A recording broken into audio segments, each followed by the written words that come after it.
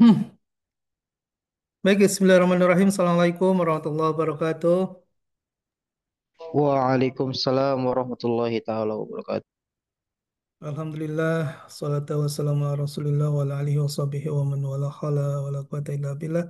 Rabbi shrah li sadri wa yassir li amri wa hlul 'uqdatam min lisani yafqahu qawli ma ba'du. Eh, Saudara semuanya, mahasiswa yang saya cintai. Alhamdulillah, siang hari ini atas izin Allah Ta'ala, Alhamdulillah, Allah perkenankan kita untuk bisa bertemu walau via virtual. Mudah-mudahan semuanya dalam keadaan sehat. Sehat walafiat insya Allah.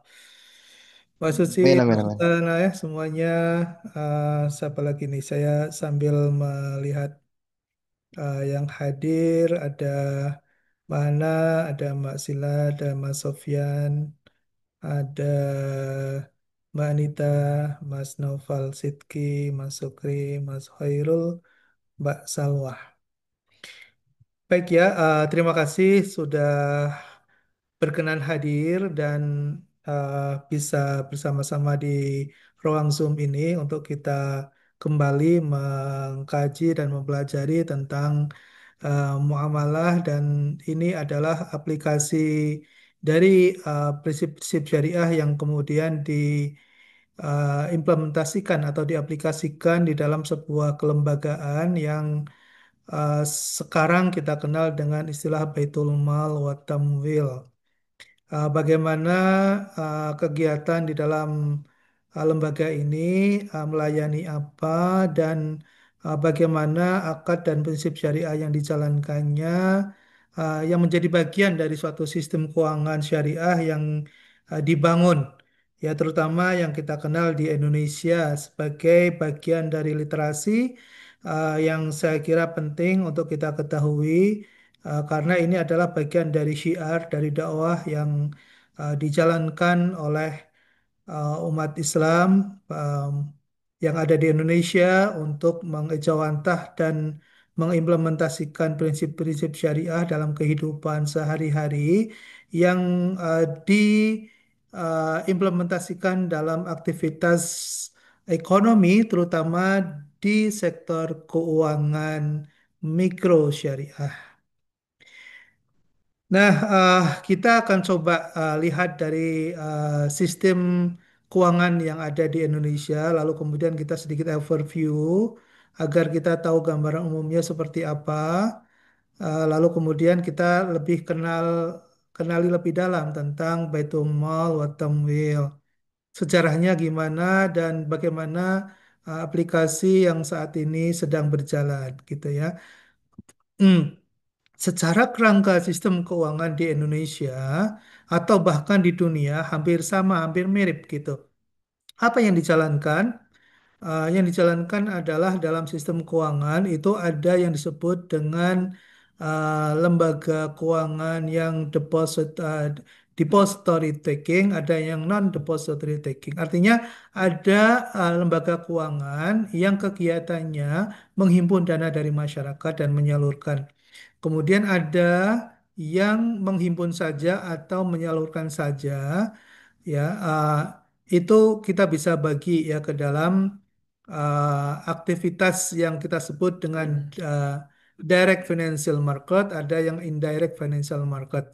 Ini ada literasi-literasi baru yang mungkin bagi teman-teman ini di mahasiswa KPI yang belum familiar dengan istilah-istilah ini, kita coba ya kembangkan literasi kita karena pada saat nanti kalian tentunya tidak akan bisa lepas dari berhubungan dengan institusi keuangan yang ada di Indonesia, khususnya yang nanti mungkin apalagi yang secara khusus kalian ingin masuk ke dalam misalnya dunia lembaga keuangan syariah misalnya ya.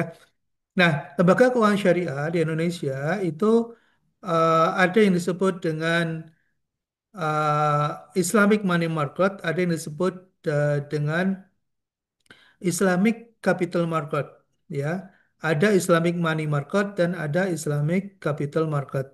Apa yang disebut dengan Islamic Money Market atau pasar keuangan syariah? Pasar keuangan syariah itu kaitannya dengan kegiatan yang berhubungan dengan Oh ya, ini ada yang maaf nih, ada yang keliru ya. Ini Islamic Capital Market, bukan money market ya. Yang direct financial market ini disebut dengan Islamic Capital Market. Ini mohon maaf, ini salah ketik ya.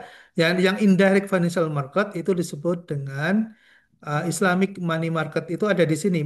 Money marketnya ada di sini, sedangkan yang di sini adalah financial atau capital market. Kalau di konvensional, kita mengenal ada istilah pasar modal ya. Ya, ini adalah pasar modal yang sebelah kiri kita dari slide yang kita lihat ini. Ini adalah capital market atau pasar modal. Kalau di Indonesia itu ada namanya Bursa Efek Indonesia. Nah, Bursa Efek Indonesia itu ada saham-saham atau obligasi atau instrumen keuangan yang diperdagangkan berbasis syariah. Oke ya, ini satu sisi ya. Apa bedanya antara capital market dengan money market ya? Kalau money market yang di sini yang diberikan jasa atau layanan keuangan yang diberikan itu berupa money atau uang, ya bukan modal tapi uang ya. Money yang ada di sini adalah money, yang mengalir adalah money itu ya. Contohnya apa? Bank. Bank itu kalau kita berhubungan dengan bank, maka kita di situ ada tiga layanan yang bisa kita temui di bank. Jadi bisa kita menyimpan atau dalam bentuk tabungan, kita bisa meminjam atau mendapatkan pembiayaan. Kita ke bank juga bisa mendapatkan layanan keuangan lain, misalnya mau transfer, remittance gitu ya, atau minta bank garansi, atau kita datang ke bank ingin membeli falas ya, valuta asing misalnya gitu ya. Nah, itu bisa di yang kita sebut dengan money market atau indirect financial market ya. Di sebelah kanan, ini sebelah kanan ya. Oke, oke, kursor saya kelihatan ya? Ya, kursor saya kelihatan. Kelihatan Pak. Alhamdulillah ya. Ini kursor saya kelihatan di sebelah kanan. Ini sebelah kanan ini adalah tadi yang saya sebut dengan istilah money market atau pasar tidak langsung, pasar keuangan tidak langsung. Kenapa disebut dengan tidak langsung? Karena kalau kita misalnya nabung ya, menyimpan dana di bank, misalnya di sebelah kiri ini ada bank. Aduh, kursornya kadang kelihatan, kadang tidak ya. Ini yang di sebelah kanan, yang indirect capital market itu. Di situ kalau kita datang ke bank atau commercial bank gitu ya, itu kita tidak langsung bertemu dengan nanti yang akan menggunakan uang kita. Misalnya uang kita nanti akan dipinjam oleh siapa gitu ya. Itu kita nggak tahu gitu ya, kita nggak tahu karena kita percayanya kepada bank ya sebagai trusted institution, sebagai lembaga yang dipercaya oleh community, oleh masyarakat gitu ya, untuk menyimpan dananya itu. Nah, maka disebut dengan indirect financial market karena kita tidak langsung berhubungan dengan pengguna dana yang kita miliki. Atau sebaliknya, kalau kalian datang ke bank, lalu kemudian kalian memerlukan pembiayaan misalnya, kemudian dapat suatu pinjaman dari bank, itu kalian tidak tahu siapa sebetulnya pemilik uang ini. Misalnya, apakah ini punya masutan atau punya mahana, atau misalnya itu uang yang disimpan eh, oleh Mbak Suci misalnya, atau oleh Mas Sefnaldi misalnya. Kita nggak tahu gitu ya. Makanya disebut dengan indirect financial market gitu ya. Nah, tapi kalau yang sebelah kiri kita tahu nih, yang sebelah kiri disebut dengan direct financial market. Kenapa? Karena kalau kalian ke bursa efek mau membeli saham misalnya, mau investasi atau membeli saham, kalian tahu persis siapa perusahaan apa yang kalian mau beli sahamnya, itu kelihatan, ada. Itu bedanya di situ ya. Begitupun perusahaan ketika kalian membeli saham di bursa efek itu, perusahaan juga akan bisa melihat di dalam laporan siapa pemilik ya yang membeli saham perusahaannya. Itu mereka juga tahu, bisa di tracer. Makanya kemudian disebut dengan direct financial market. Oke, sebagai pengetahuan saja ya untuk kalian biar tahu, oh ternyata ada pasar keuangan langsung dan ada pasar keuangan tidak langsung. Lalu bedanya apa antara lembaga keuangan syariah dengan non syariah? Saya kira pertemuan kemarin sudah saya jelaskan ya. Saya nggak perlu mengulangi lagi. Namun ada beberapa nanti yang saya akan ulang kembali untuk merefresh. Oke. Nah, sekarang apa yang disebut dengan Baitul Mal wa Tamwil? Ya, bait dari kata bait. Bait rumah ya, mal. Mal ya. Kemudian tamwil gitu ya, ada kata mal, ada kata tamwil. Nah, eh, kalau kita bicara tentang mal ya, itu berarti bicara tentang kegiatan sosial ya, aktivitas sosial gitu ya, istimai. Kemudian kalau tamwil itu adalah iktisad, sama aja dengan kegiatan yang bersifat ekonomi yang berorientasi pada profit, sedangkan aktivitas mal itu non profit oriented ya, aktivitas di dalam mal seperti zakat, infak, sedekah itu tidak ada orientasi untuk mendapatkan profit. Tapi kalau tamwil itu adalah aktivitas ekonomi yang berorientasi untuk mendapatkan profit, gitu ya.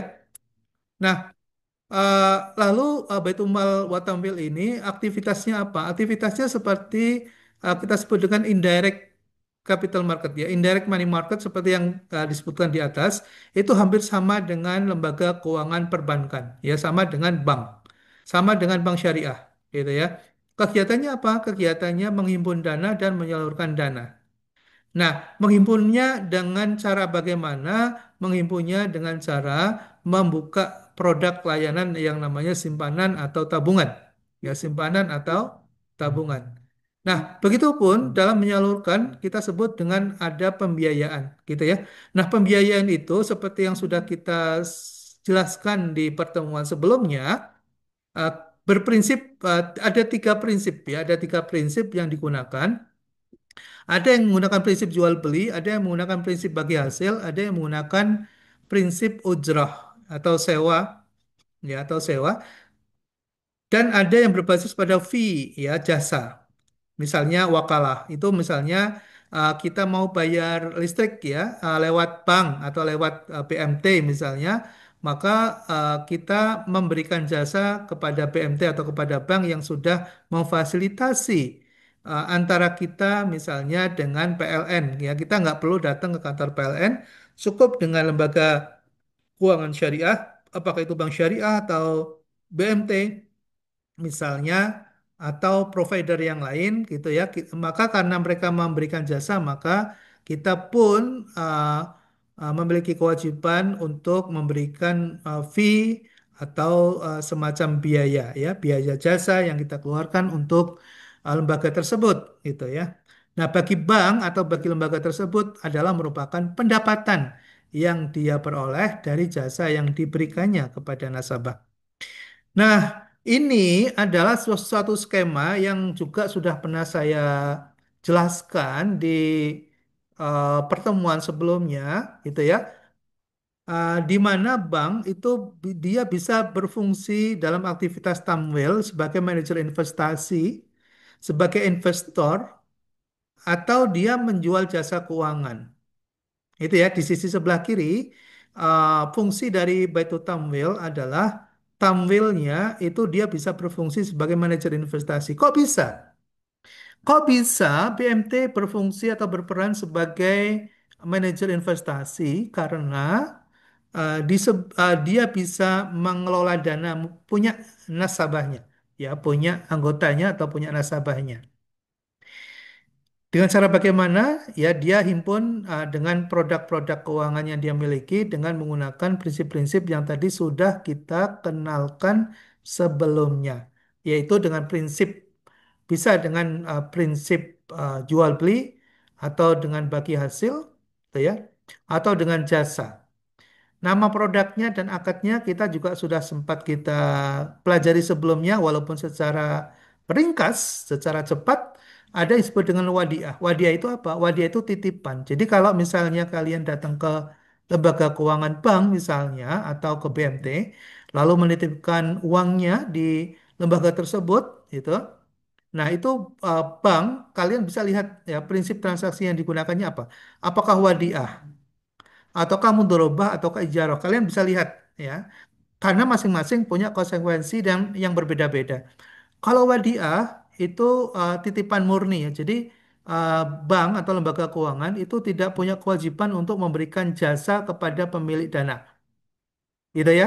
Jadi kalau misalnya kalian nabung 100.000, ya mungkin akan kembali 100.000, gitu ya. Itu dana yang harus dijaga oleh lembaga keuangan untuk memastikan bahwa dananya aman, gitu ya, tidak hilang. Kemudian yang kedua, nilainya tidak berubah, gitu ya.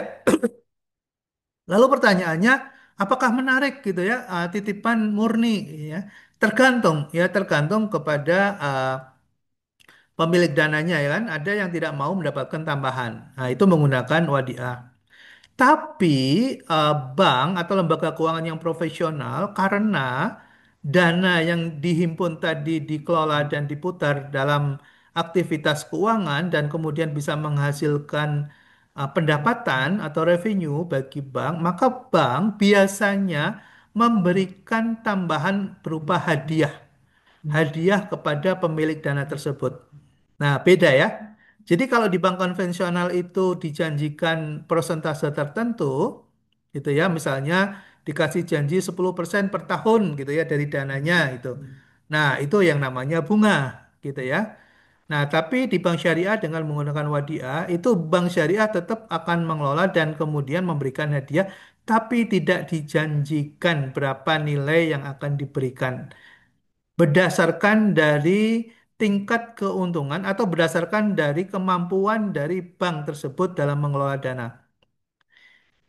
Gitu ya. Kalian nanti akan bisa meninjau dan mereview kalau punya dana besar ditaruh di bank syariah.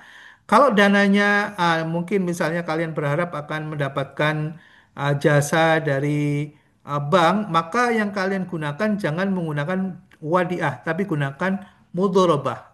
Mudorobah itu adalah bagi hasil. Ya, yang sebelah kiri kalian bisa lihat penghimpunan dana di sebelah kiri namanya mudorobah. Jadi kalau kalian punya dana suatu saat ya ingin naruh dananya di bank syariah, kalau kalian berharap ingin mendapatkan bagi hasil, taruhlah dengan menggunakan akad mudharabah, jangan wadiah, ya. Karena di dalam mudharabah itu nanti akan tersebut berapa bagi hasil. Nah, bagi hasil yang nanti akan diberikan oleh bank kepada pemilik dana. Oke. Ya, saya kira itu saya kembali menjelaskan sebetulnya sebelumnya sudah pernah kita jelaskan ya, tapi barangkali ini kita perlu memperjelas kembali agar kalian lebih paham ya, lebih mengetahui. Nah, ketika bank atau lembaga keuangan atau lembaga keuangan mikro syariah atau Baitul Tamwil misalnya sudah menghimpun dana, tentunya dana itu akan diputar. Tentunya dana itu akan digunakan untuk aktivitas yang produktif ya. Nah, disinilah kemudian fungsi bank yang tadinya adalah manajer investasi yang menarik dana, lalu kemudian menjadi investor. Hmm. Ya, jadi peran lain dari bank syariah atau lembaga keuangan mikro syariah atau BMT juga sama, adalah melakukan investasi atau sebagai investor. Nah, disinilah nanti akan ada nasabah lain yang membutuhkan dana, yang ingin butuh modal kerja, yang ingin butuh investasi untuk aktivitas bisnisnya, maka mereka bisa datang ke lembaga keuangan syariah untuk mendapatkan pembiayaan. Gitu ya. Nah, pembiayaannya bisa berbasis pada tadi, mau bagi hasil bisa, mau jual beli bisa, mau menggunakan prinsip ijarah atau sewa juga bisa. Ya. Nah, lalu aktivitas yang lain adalah jasa keuangan. Jasa keuangan contohnya apa? Misalnya kita mau datang ke bank syariah atau ke BMT, ingin transfer, bisa, ya. Atau kita ingin melakukan pembayaran lewat bank syariah, bisa juga, ya.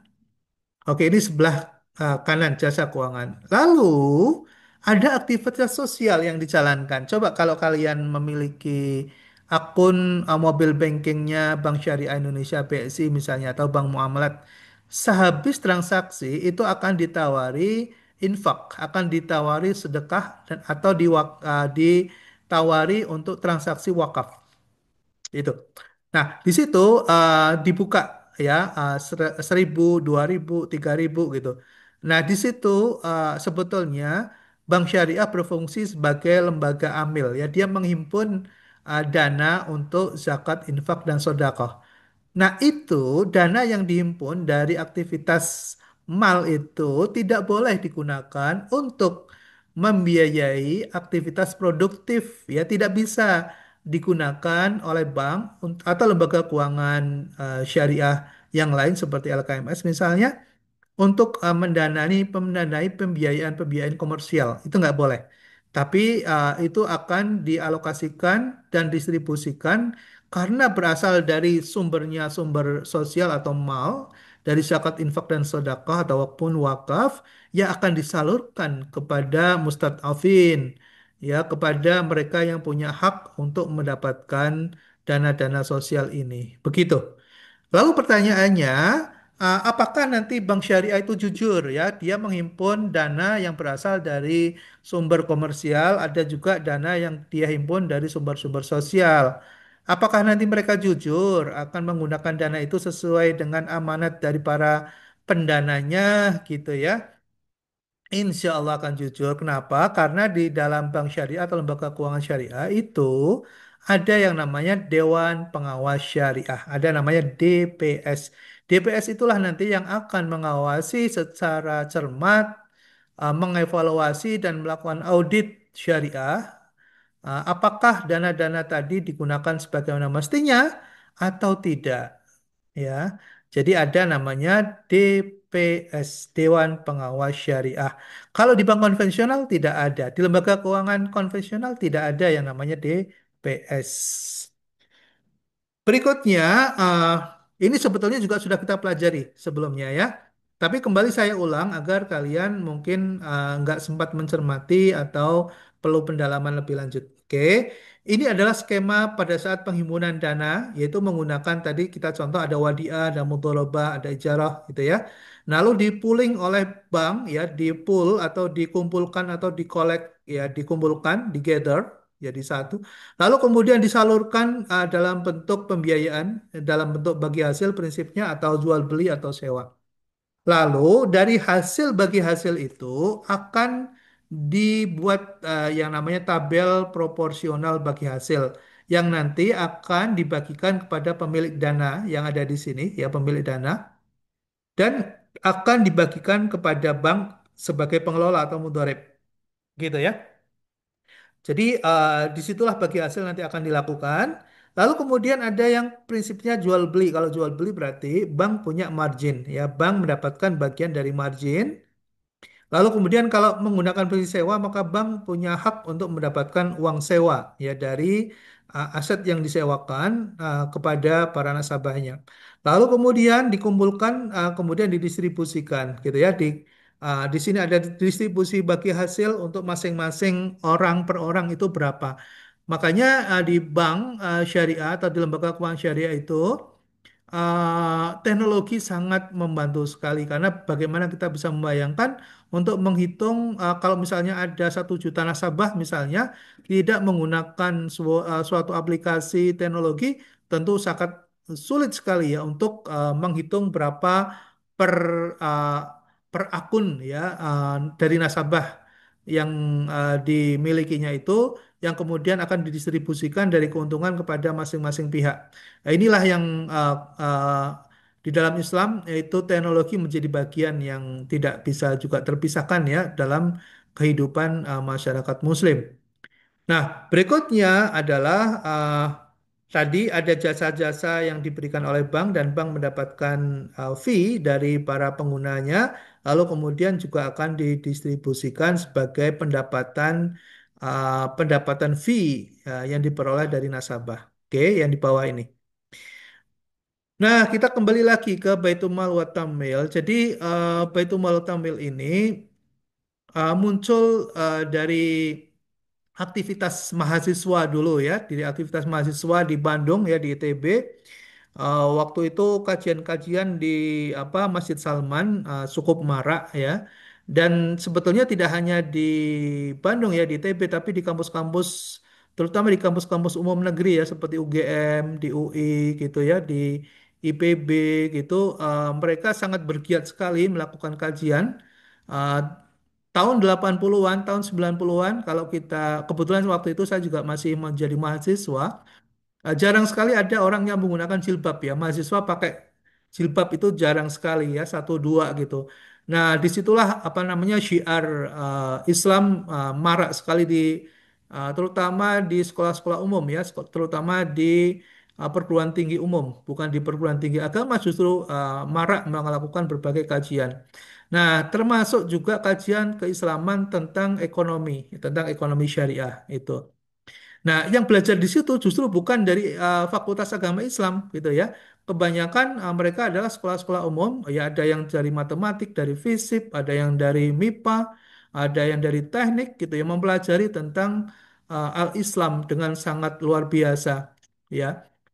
Mohon maaf ya, termasuk saya juga ya, saya bukan dari pondok pesantren, saya juga bukan dari sekolah agama, tapi karena senang saya mempelajari tentang Al-Islam, saya senang sekali mempelajari terutama tentang ekonomi syariah begitu, yang memiliki filosofi yang sangat dalam, yang memiliki dasar dan landasan yang sangat kuat ya di dalam firman-firman yang diajarkan oleh Rasulullah, oleh Nabi kita, dan itu adalah pesan-pesan dan ayat-ayat dari Tuhan, Sang Pencipta kita, yang ada di dalam kandungan itu sangat luar biasa. Jadi ketika kita ingin mempraktekkan ayat-ayat itu dalam kehidupan, terutama dalam kehidupan berekonomi, tantangannya itu luar biasa, ya. Masa-masa itu orang tidak ngeh, tidak tahu gitu ya apa sih yang disebut dengan ekonomi syariah? Apa sih yang disebut dengan ekonomi Islam? Taunya Islam itu ya sholat gitu ya, ya puasa, haji, begitu. Waktu itu masyarakat umum nggak begitu paham apa yang disebut dengan lembaga keuangan syariah gitu ya, karena memang belum ada. Jadi pada saat saya kuliah itu tahun 90-an awal, seperti kalian itu nggak ada bank syariah. Bank syariah baru muncul ketika saya waktu itu mau semester akhir ya, kurang lebih semester 6 ya, semester 6 di tahun ketiga ketika saya masih kuliah itu berdiri namanya Bank Muamalat. Itu bank pertama bank syariah yang berdiri sekitar tahun 1994 ya, 1994 itu. Lalu kemudian muncul lagi namanya asuransi syariah ya, asuransi syariah takaful. Ada asuransi takaful. Nah, itu diinisiasi justru bukan dari pondok pesantren ya, diinisiasi justru dari perguruan tinggi umum ya, yang melakukan kajian-kajian dan kemudian menghasilkan sebuah kolaborasi yang luar biasa antara perguruan tinggi yang kemudian bergabung di ICMI. Ya, dulu ada namanya Ikatan Cendekiawan Muslim Indonesia, ada ICMI ya. Lalu kemudian para cendekiawan Muslim ini mengusulkan kepada Pak Harto waktu itu, kepada pemerintah yang berkuasa untuk mendirikan namanya Bank Syariah, Asuransi Syariah, dan lembaga keuangan lain termasuk di dalamnya BMT, Baitul Mal wa Tamwil. Nah, apa bedanya Baitul Mal dan wa Tamwil gitu ya dalam konteks ekonomi syariah, dalam konteks keuangan syariah? Nah, bedanya kalau Baitul Mal wa Tamwil ini adalah lembaga keuangan mikro. Nah, lembaga keuangan mikro itu apa? Lembaga keuangan itu lembaga keuangan yang melayani orang-orang miskin, yang melayani masyarakat berpenghasilan rendah. Itu bedanya. Ya, kenapa perlu ada BMT? Karena bank syariah ataupun bank yang lain, bank konvensional, dia ada namanya prudential banking, prinsipal namanya. Jadi ada prinsip kehati-hatian di dalam perbankan. Nah, di dalam prudential banking itu salah satunya mengajarkan atau mendoktrinkan kepada bank bahwa yang perlu dilayani atau yang seharusnya dilayani adalah mereka-mereka yang memiliki kemampuan ekonomi, yang memiliki kemampuan ekonomi, yang memiliki kemampuan ekonomi itu apa? Artinya mereka yang memiliki aset, yang memiliki aset. Nah, orang-orang yang memiliki aset itu salah satu indikatornya adalah dia memiliki sertifikat tanah misalnya atau sertifikat kendaraan bermotor namanya BPKB gitu ya. Jadi kalau kalian datang ke bank lalu mau meminjam uang akan ditanya Anda punya jaminan apa gitu ya. Anda punya jaminan apa? Kalau nggak punya jaminan ya mohon maaf ya, kami belum bisa melayani. Begitu jawabannya Bang. Nah, artinya bahwa orang-orang miskin yang tidak punya aset tanah, yang tidak punya aset kendaraan bermotor, itu tidak bisa dilayani oleh bank. Ya, mudah-mudahan kalian paham nih, membedakan antara konsepnya perbankan dengan konsepnya yang namanya microfinance, yang namanya keuangan mikro. Ya, keuangan mikro itu bisa berprinsip syariah, bisa berprinsip konvensional. Tapi saya akan membahas tentang yang memiliki prinsip syariah. Oke, karena kita bicara dalam konteks muamalah, ya. Oke, nah, saudara sekalian, lalu kemudian BMT ini lahir untuk melayani tadi masyarakat miskin atau masyarakat berpenghasilan rendah. Ketika mereka melayani menggunakan dua skema, ya, menggunakan dua skema. Skema yang pertama itu berasal dari dana-dana zakat, infak, dan sodakoh, ya ZIS. Dan skema yang kedua adalah menggunakan dana-dana tamwil atau dana-dana komersial. Oke. Nah, apa yang membedakan antara dana-dana tabaruk atau dana-dana sosial dengan dana komersial? Bedanya adalah BMT, BMT itu memberikan layanan dengan menggunakan covering risiko dari dana-dana sosial. Jadi begini, ya, begini, saudara sekalian, biar kalian memahami tentang segmen lembaga keuangan. Ya, segmen itu adalah sasaran pasar dari lembaga keuangan itu ada tiga lapis, ya, ada tiga lapis. Ini satu, dua, tiga, ya, ada satu, dua, tiga. Yang paling bawah itu namanya grassroots yang namanya the poor of the poorest. Orang miskin dari yang paling miskin itu yang namanya kita sebut dengan orang fakir di dalam Islam. Fakir itu adalah orang yang tidak memiliki kemampuan untuk menghidupi dirinya sendiri. Siapa orang yang tidak memiliki kemampuan untuk menghidupi dirinya sendiri? Misalnya lansia itu ya orang yang mungkin suatu saat kita juga akan menjadi lansia. Mereka tidak bisa, terkadang tidak sudah produktif lagi, ya, tidak bisa menghasilkan lagi. Nah, ini berhak ya untuk mendapatkan dana untuk menjaga kelangsungan hidupnya itu dengan menggunakan dana-dana infak, dana-dana sodakoh, ya, dana-dana yang berasal dari zakat, ya, kita sebut dengan mustadafin. Orang-orang fakir ini punya hak untuk mendapatkan itu, ya. Nah, ini yang melayani orang fakir ini atau the poorest of the poor ini, orang yang paling miskin di antara orang miskin itu adalah dari lembaga-lembaga mal atau lembaga-lembaga amal atau lembaga-lembaga sosial. Contohnya apa? Basnas. Makanya kalian pernah dengar namanya Basnas. Ada LAS, ya, lembaga amil zakat. Lembaga amil zakat itu bisa punya, ada yang dikelola oleh lembaga organisasi Muhammadiyah, ada yang dikelola lembaga seperti Nahdlatul Ulama, ada juga yang dikelola oleh komunitas-komunitas yang lain, ya. Kalau Basnas itu dikelola oleh pemerintah sendiri, ya, itu Basnas. Oke, jadi level yang paling bawah itu adalah level grassroots, ya. Nah, di tengahnya itu ada orang miskin. Orang miskin itu siapa? Orang miskin itu adalah mereka yang memiliki pendapatan tapi tidak cukup untuk hidup secara layak. Dia memiliki pendapatan, tapi tidak cukup ya untuk bisa hidup secara layak. Contohnya hidup secara layak itu apa? Contohnya, misalnya gini, makan itu kan layaknya 3 kali sehari begitu ya. Pada umumnya nih ada yang 2 kali. Tapi mereka nggak bisa cukup membeli makan 3 kali itu. Mungkin dia sekali aja atau 2 kali maksimal. Itu dari sisi atau dari sisi nilai gizi ya. Mereka mungkin makan tapi nilai gizinya tidak layak gitu ya. Yang dia makan karbo semua misalnya.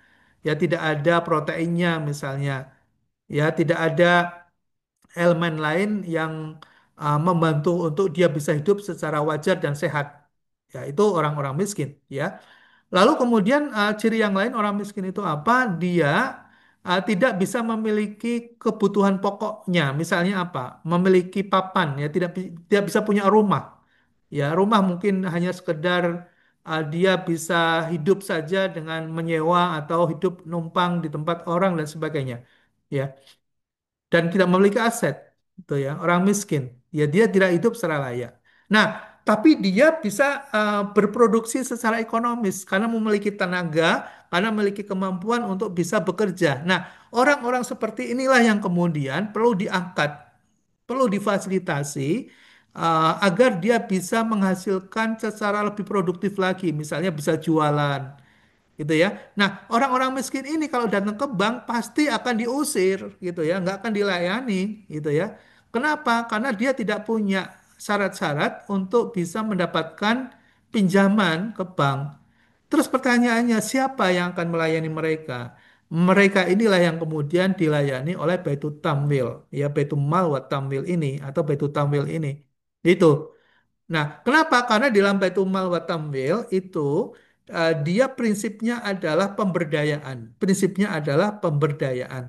Nah, namanya pemberdayaan itu tidak hanya sekedar meminjamkan uang, tapi juga mendampingi atau asistensi. Mendampingi caranya bagaimana? Mendampingi misalnya tidak hanya memberikan uang sebatas uang, tapi juga diberikan skill up.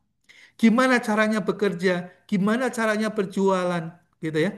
Gimana caranya dia bisa mendapatkan pasar, gimana caranya dia mendapatkan bahan baku kalau dia mau mengolah atau memproduksi sesuatu. Itu dilakukan oleh BMT. Jadi BMT itu ada dua fungsi, ada fungsi pemberdayaan dan sosial, ada fungsi ekonomi. Makanya kemudian ada Baitul Tamil, ada Baitul Mal wa Tamil. Malnya digunakan untuk pemberdayaan tadi, misalnya kasih training. Kasih training tuh orang-orang miskin itu kasih training agar dia bisa punya keterampilan, agar dia punya kemampuan untuk bisa berjualan misalnya atau memproduksi sesuatu misalnya. Itu menggunakan dana-dana mal, dana-dana sosial. Kalau menggunakan dana-dana berasal dari dana komersial, ya akan bangkrut. Karena itu tidak menghasilkan apa-apa dalam konteks ekonomi, tapi menghasilkan kapasitas dan pengetahuan bagi masyarakat miskin. Nah, baru setelah masyarakat miskin ini sudah memiliki keterampilan untuk bisa berjualan, untuk bisa memproduksi sesuatu, baru bisa dipinjamin dengan dana komersial untuk beli bahan baku misalnya, atau membeli bahan barang dagangan misalnya untuk berjualan. Nah, karena dengan itulah kemudian dia menghasilkan pendapatan. Ya, itulah konsepnya BMT. Berbeda dengan bank. Kalau bank, kalian datang ke bank memenuhi syarat, lalu kemudian akan dikasih uang atau pinjaman tadi. Setelah itu apa? Setelah itu lepas. Bank tidak mau peduli apa yang kalian lakukan. Yang penting uangnya kembali. Yang penting kalian bisa mengembalikan pinjaman itu ke bank. Gimana caranya? Bank nggak akan peduli. Tapi beda dengan Baitul Mal wa Tamwil konsepnya. Ya, oke, mudah-mudahan udah bisa bedakan nih antara BMT dengan bank. Ya, risiko-risiko masalah dan sebagainya ini sangat apa namanya stressing kepada financial literation ya, kepada financial literasi keuangan. Saya kira saat ini kita belum ke situ. Kalau kalian tertarik, silakan mungkin bisa didalami lebih lanjut ya. Bagaimana konsep Baitul Mal wa Tamil yang ditawarkan dalam Islam dalam pengembangan dan pemberdayaan masyarakat miskin di Indonesia. Dan BMT ini memang khas hanya di Indonesia, ya. Khas hanya di Indonesia, itu antiknya, ya, tidak ada di luar negeri. Oke. Dan namun sayang pemerintah tidak bisa mengakomodir sistem yang sangat bagus ini dan sangat bermanfaat ini, gitu ya. Pemerintah dengan berbagai regulasinya lalu kemudian memisahkan fungsi mal dan tamwil itu dalam regulasi ini, yang kemudian saya termasuk salah seorang yang sangat menyesalkan hal itu, ya. Karena kemudian dipisahkan tamwil sendiri, mal sendiri. Jadi akhirnya bekerja sendiri-sendiri gitu ya. Basnas bekerja sendiri dengan kegiatannya, LAS bekerja sendiri dengan kegiatannya, lembaga keuangan perbankan dan lembaga keuangan itu bekerja sendiri dengan perannya sendiri-sendiri, tapi tidak terintegrasi. Dan itulah yang kemudian efektivitas di dalam pemberdayaan orang miskin menjadi tidak efektif, ya kurang efektif karena tidak fokus dan melakukan aktivitasnya masing-masing. Padahal dalam Islam diajarkan tidak bisa dipisahkan antara kegiatan ukhrawi dengan duniawi, tidak bisa dipisahkan. Selalu melekat di dalamnya ya nilai-nilai, norma-norma, prinsip-prinsip ya akidah dan prinsip-prinsip syariah itu melekat tidak bisa dipisahkan dalam aktivitas baik itu aktivitas ekonomi maupun aktivitas ubudiyah.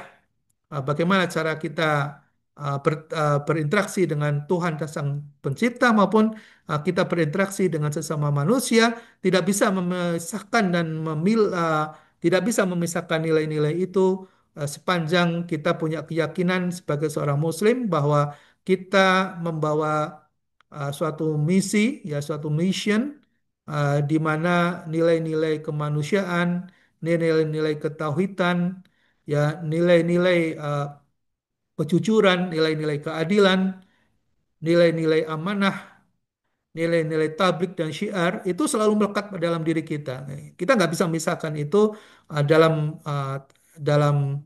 kerja kita, dalam cara bertindak kita, berpikir kita, maupun dalam hal berhubungan dengan sesama manusia yang lain. Saya kira demikian. Terima kasih atas atensinya, tapi ada waktu untuk diskusi. Kalau ada yang mau didiskusikan atau ditanyakan, saya persilakan. Monggo. Ada? Mbak Nanda, Mas Hairul, Mas Asel, Mas Paki, Mas Salwa. Ada yang mau tanya? Silakan.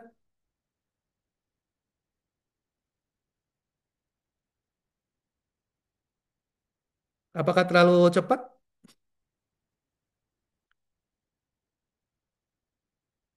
Halo. Bapak izin bertanya, Pak. Alhamdulillah, ternyata ada yang masih hidup di sini. Makasih Mbak Suci. Silakan, Mbak. Ini kan membahas terkait lembaga syariah ya, Pak, Islam. Ya. Tapi Pak, kalau misalkan orang yang non-Islam gitu, Pak, ingin terlibat di dalamnya, apakah dia juga mendapatkan benefit yang sama atau dipisahkan gitu, Pak? Oh ya, makasih Mbak Suci. Inilah Islam rahmatan lil alamin. Jadi ketika aktivitas ekonomi dijalankan dengan menggunakan prinsip syariah, itu semua berlaku sama. Itulah nilai keadilan di dalam Islam, Mbak. Jadi ketika Islam kemudian menghadirkan suatu institusi atau lembaga yang memang basisnya adalah muamalah, itu tidak ada kekhususan. Jadi misalnya bank syariah, pertanyaannya, apakah di dalam bank syariah, misalnya kita kenal ada, sebutlah misalnya bank muamalat misalnya, apakah boleh misalnya non-muslim bertransaksi di bank muamalat? Boleh. Itulah Al-Islam menghadirkan sesuatu yang bisa bermanfaat bagi seluruh alam, termasuk yang non-muslim. Ya, jadi misalnya ada agama lain yang kemudian ingin memanfaatkan bank syariah misalnya untuk dia menabung, boleh. Meminjam, mendapatkan pembiayaan, boleh.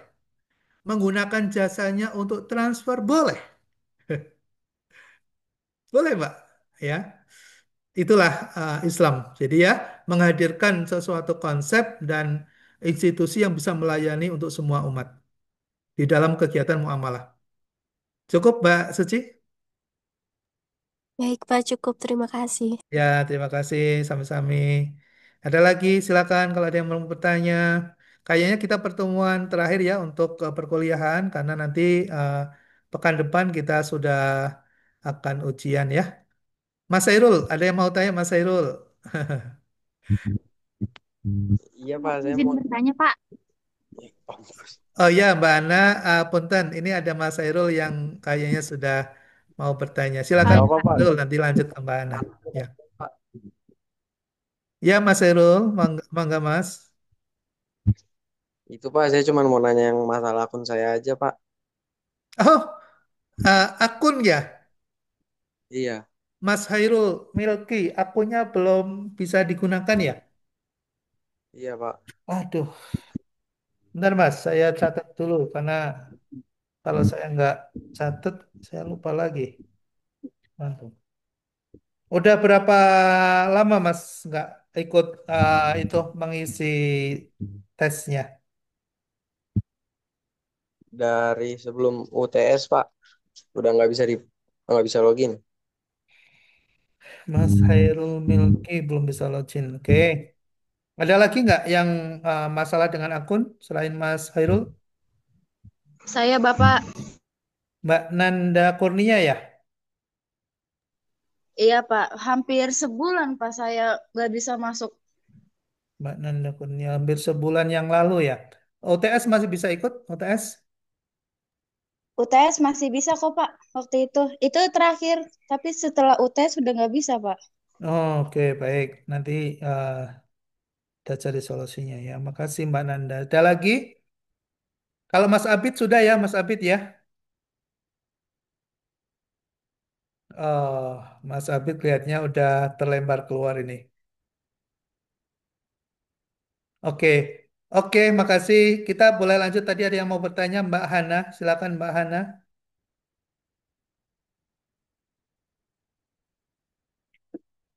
Mbak Bapak Hana, mau tanya kalau untuk ya. UAS itu UAS sistemnya kayak gimana ya, Pak? Maksudnya online atau offline? Oh ya, UAS kita akan siapkan secara online juga, ya online juga. Saya akan bukan soal yang agak panjang, gitu ya, soal yang agak panjang, tapi multiple choice, ya, multiple choice. Jadi seperti biasa dilakukan, ya saya akan gabungkan semua soal itu. Lalu kemudian ada soal essay di dalam online juga, ya essay di dalam online juga. Eh, tapi nggak banyak, ya online-nya nggak banyak. eh Ya sementara itu, Mbak Ana seperti itu, seperti waktu kita UTS yang lalu. Kalau untuk minggu ini ada tugas kayak Pak? Iya, nanti akan saya share karena harus ada ini ya untuk kita punya tugas essay, ya tugas essay karena dari awal sampai sekarang tugas essay belum masuk. Nanti di kesempatan minggu terakhir ini ke depan boleh diselesaikan tugasnya. Nanti hasilnya diupload ya, tugasnya diupload di dalam aplikasi, ya dalam aplikasi. Ya, Mbak Ana, terima kasih Oh, sudah mengingatkan yang lain juga. Mau bertanya bisa Pak? terima kasih Silakan, Pak. Mas Koni. Ya, untuk pengabsenan sakit gimana ya Pak? Soalnya kan saya dari sebulan lalu kecelakaan Pak. Oh Jadi ya, saya bingung buat pengabsenan sakit kan soalnya saya sempat dirawat kan di operasi. Itu oh, bagaimana Pak pengabsenan kalau misalkan sakit? ah, nanti kalau untuk yang absensi kuis, tolong diselesaikan aja yang kuisnya, karena itu nanti untuk catatan saya. Tapi kalau yang nanti kaitannya dengan link di kampus, bisa dikomunikasikan dengan pihak kampus ya, Mas Koni ya. Oke Pak, baik Pak. Ya, Siap. sekarang gimana? Makasih Sudah Pak. sembuh, Mas Koni? Iya Pak, sekarang udah alhamdulillah sudah enakan lah Pak. Nah, syukurlah. Udah kata dokter sudah bisa beraktivitas lagi seperti biasa. Alhamdulillah. Ya, Oke, baik makasih. Pak. Terima kasih Pak. Ya, sami-sami. Ada yang lain mungkin? Baik, kalau nggak ada. Mau bertanya, Oh, boleh, boleh, boleh, Mas. Mas mau Sepnaldi. Silakan, bertanya, Mas. mau bertanya tapi keluar dari konteks dikit boleh, Pak? Boleh, boleh, boleh. Silakan. Menurut Bapak nih dalam pandangan Islam tuh trading kripto tuh halal atau haram sih sebenarnya? Oh, oke. Ini pertanyaan sangat bagus sekali ya, Mas Sepnaldi ya, karena kita saat ini kan banyak sekali informasi, lalu kemudian penawaran-penawaran yang kadang menggiurkan begitu. Apalagi dalam kondisi saat ini yang serba sulit, kadang ada yang punya dana tapi bingung ya mau digunakan untuk modal apa begitu. Oke, eh, kripto ya kripto itu adalah salah satu dari currency yang saat ini sudah menjadi salah satu skema bisnis yang diakui secara legal oleh pemerintah Indonesia melalui Otoritas Jasa Keuangan. Jadi di Jasa Keuangan di OJK itu ada lembaga-lembaga yang memang diawasi oleh OJK dalam melakukan perdagangan cryptocurrency ya cryptocurrency.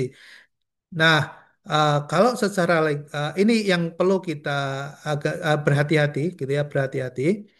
Ada lembaga yang legal, ada lembaga yang ilegal. Nah, gitu ya. Nah, kalau kalian ingin tahu lembaga yang legal itu perlu mengecek ya, mengecek di eh, platformnya OJK, di lamannya OJK, mana-mana lembaga yang diakui dan diawasi ya secara legal oleh Otoritas Jasa Keuangan. Itu langkah yang pertama ya untuk mendapatkan keamanan. Kemudian yang kedua adalah kita sudah tahu nih ada yang syariah dan ada yang non syariah. Maka saya sarankan kalian mau bertransaksi dengan lembaga keuangan, saya sarankan yang berbasis syariah. Ya, yang berbasis syariah. Apakah kalian mau beli asuransi? Saya sarankan asuransi syariah. Kalian mau nyimpan dana di bank, pilihlah bank syariah. Kalian ingin melakukan transaksi di pasar modal, belilah pasar modal atau belilah emiten-emiten atau saham-saham atau obligasi syariah. Karena sudah ada yang syariah, kenapa harus pilih yang konvensional? Gitu ya. Karena kenapa? Karena yang syariah itu diawasi oleh Dewan Pengawas Syariah. Dewan Pengawas Syariah itu anggota dari DSN, Dewan Syariah Nasional. DSN adalah bagian dari MUI, Majelis Ulama Indonesia. Sehingga uh, semua ketentuan maupun produk yang diberikan itu sudah melalui proses panjang yang sudah direview dan sudah diberikan fatwanya, gitu ya. Jadi kalau kemudian kalian ingin bertransaksi dengan lembaga keuangan apapun, silakan bisa dilihat kembali. Pertama, apakah kalau dari sisi keamanan, carilah yang berada di bawah pengawasan Otoritas Jasa Keuangan. Itu yang pertama, yang apa namanya layering untuk mitigasi risiko. Kemudian yang kedua, carilah yang syariah. Oke, gitu ya, Mas Sepnaldi ya. Prinsipnya seperti itu. Baik, Ya, baik Pak, terima kasih. ya, sama-sama Mas. Ya, untuk menjaga keyakinan kita dan sekaligus juga agar kita selalu istiqomah. Kita juga tentunya menjaga dan melindungi harta kita, gitu ya. Kita punya aset yang diamanahkan mungkin dari orang tua atau dari hasil pekerjaan kita tidak hilang sia-sia, gitu. Sebagai masyarakat akademis, masyarakat yang memiliki pengetahuan, well knowledge, gitu, maka lakukan langkah-langkah yang logik, ya, langkah-langkah yang masuk akal. Lalu kemudian jangan lupa kita selalu memegang teguh prinsip-prinsip yang sudah diajarkan oleh Rasulullah, kita pegang prinsip-prinsip syariah gitu ya, sehingga apa yang kita lakukan menjadi aman ya, baik untuk kehidupan kita di dunia dan insya Allah sampai kita di akhirat nanti. Insya Allah, amin.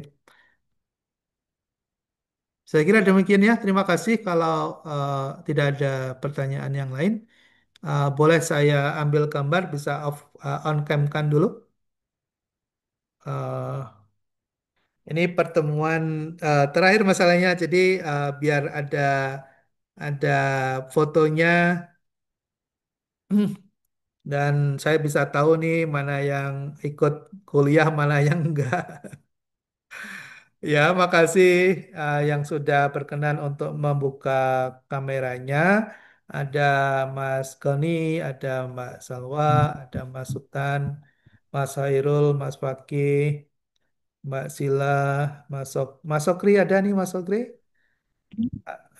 Mas Sofyan, Mbak Hana yang sering bantu saya, makasih Mbak Hana, ada Mas Ya, Naufal, Mbak Hanafa, Mbak Nanda, saya foto dibantu Mbak Hana di capture juga dari tempatnya Mbak Hana kalau ada yang terlewat. Satu, dua, tiga. Saya simpan dulu. Ya, saya simpan dulu di grup ya, di grup kita. eh kok hilang ya?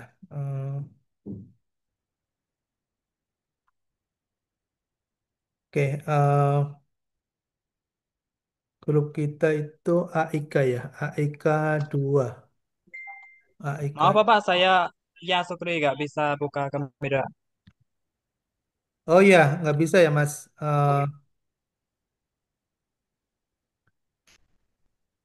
Cek gini man. Oke, ini satu layar kayaknya sudah eh, 16 ya, 16 yang hadir sudah ada dalam satu layar ya. Tuh 2, 3, 4 kali 4, 16. Oh ya benar. Berarti sudah semua tercapture ya. Mas Goni, mana Mas Goni? Mbak Nisa, Mbak Nanda, boleh dibuka? Ya Mas Goni, boleh. Mbak Nisa, Mbak Nanda, Mbak Nanda masih ada? Masih hadir? Oke, satu. Ya boleh di off kameranya Mbak. Di on kan Mbak? Maaf.